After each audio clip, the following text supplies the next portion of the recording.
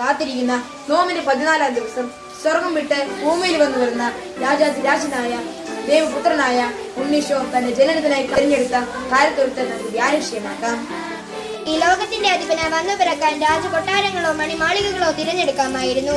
ദൈവപുത്രന് ജന്മമേകാൻ മറ്റ് സുരക്ഷിത സ്ഥാനങ്ങൾ തേടാമായിരുന്നു. നമുക്ക് നമ്മുടെ ഹൃദയങ്ങളെ തിരുക്കുമാരനെ വന്ന് പിറക്കാൻ തക്ക വിധം സുഹൃത്ത് സമ്പന്നമായ കാലത്തൊഴുത്താക്കി മാറ്റാം. അവിടെ ആയിരിക്കുമ്പോൾ അവൾക്ക് പ്രസവ സമയമെടുത്തു.